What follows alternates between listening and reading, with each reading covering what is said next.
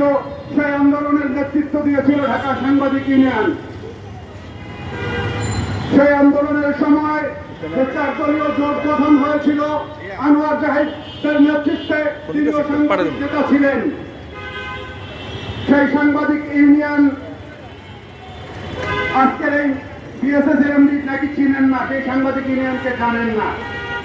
আমি অত্যন্ত বিস্ময়ের সাথে এই কথাটি শোনার পরে আমার কাছে অত্যন্ত বিস্ময় লেগেছে যে এই মাহমুদ মুর্শেদ, যাকে বিএসএস এর এমডি করা হয়েছে রাষ্ট্রীয় সংবাদ সংস্থায়, তিনি ঢাকা সাংবাদিক ইউনিয়নকে চেনেন না, গিয়াস কামাল চৌধুরীকে জানেন না, রুহুল আমিন গাজীকে চেনেন না, রিয়াজউদ্দিন হামিদকে চেনেন না, নির্মল সেনকে চেনেন না, যারা এই ইউনিয়নের নেতৃত্ব দিয়েছে। ঢাকা সাংবাদিক ইউনিয়নকে চেনেন না, তিনি বিএসএস এর এমডি হয়েছেন।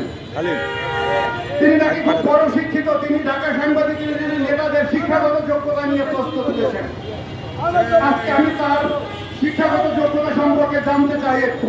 তিনি কোথা থেকে লেখাপড়া করেছেন, তিনি নাকি কোথা থেকে বাংলায় পাশ করে এরপরে তিনি কোন পত্রিকায় কিছু কলম লিখেছেন, ফেসবুকে স্ট্যাটাস দিয়ে।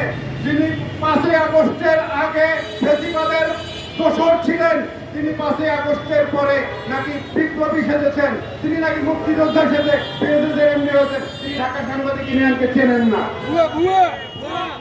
আজকে আমরা অত্যন্ত স্পষ্ট করে বলতে চাই, আমরা আগে একটি সমাবেশ করেছিলাম, সেখানে আমরা যে কথাগুলো বলেছিলাম যে এই বিএসএসের এমডির অধ্যক্ষ কোথায় গিয়ে পৌঁছেছে। আপনারা দেখেন যে এই ঢাকা সাংবাদিক ইউনিয়নকে তিনি একটি জঙ্গি সংগঠনের সাথে তুলনা করে ঢাকা সাংবাদিক ইউনিয়নের নেতৃবৃন্দের বিরুদ্ধে তিনি তথ্য উপদেষ্টার কাছে একটি দরখাস্ত দিয়েছেন, পুলিশ আইজির কাছে, আইজিপির কাছে একটি আবেদন করেছেন, এরপরে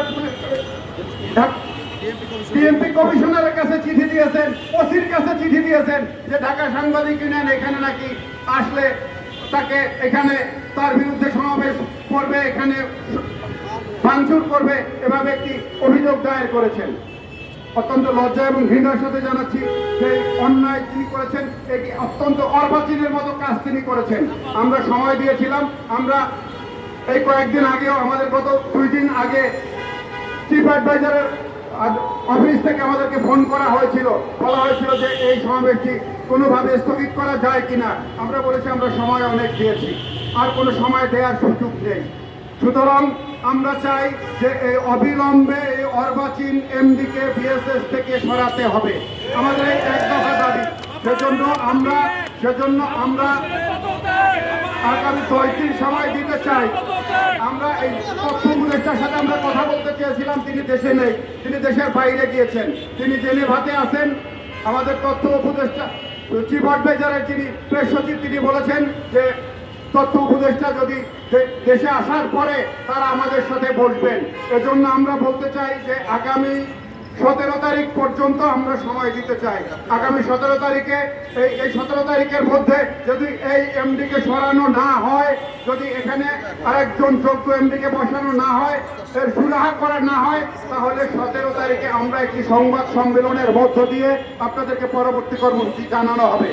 প্রিয় উপস্থিতি, আজকে সকাল থেকে আপনারা এখানে উপস্থিত থেকে আমাদের সাথে এই আন্দোলনে শরীক হওয়ার জন্য ঢাকা সাংবাদিক ইউনিয়নের পক্ষ থেকে আমারও ধন্যবাদ জানিয়ে আজকের এই সমাবেশের কাজ সমাপ্ত ঘোষণা করছি। আসসালামু আলাইকুম ওয়া রাহমাতুল্লাহ।